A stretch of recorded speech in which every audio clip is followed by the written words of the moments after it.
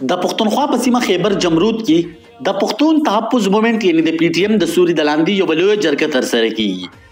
دغه جرګې لا د پښتون قومي عدالت نوم ورکړی شوی.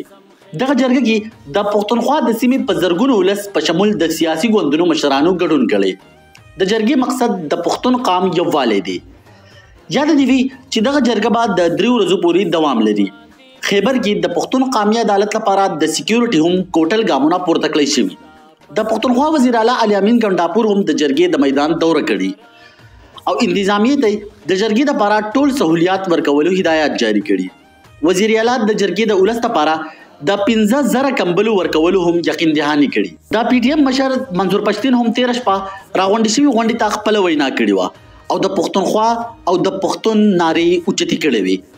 غفران الله جی جی اس نیوز خیبر جمرود. خو خپل پرون رغلایا لکه کم ټولی چر روان دي په لارې وداته ډېرو کوټینا او ډېر تکلیفینا د روډینا چې کوم باندې ټولی خلکو روانو دا په غرونه باندې راوښتل.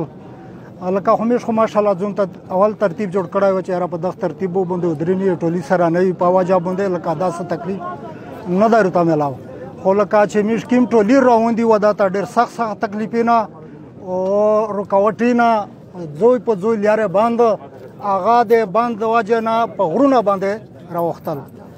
او میږو غلی دانا مطلب میږه تاریخ یې شو چې دغه تاریخ باندې د پښتانه غونډه کیږي او غونډه خو هر هغه څه کنه رواج شه یا را په شریعت شه ها قانوني لیول ها جرګه او چا نه دومره کړی چې یاره میږه غونډه وکي خپل سوچ خپل فکر یو کی او چاته و حق شای چې دغه ظلم دا نه کیږي دا جوتای دا نه کیږي او دا ښه خبره نه دو دغه سوچ پورا دا غونډه پښتون ولا رودريمي دا سوچ کوي په دغه سوچ باندې مطلب مخشه او چاته مخشه کوي چې یاره دا وسته وګوره چې دا ظلم دای کنه دا ظلم میر د ظلم خلاف او د امن د پورا رجامای چې یاره مشته د امن رکړ شي او مشته دا ظلم نشي جوتای دا نه کیږي.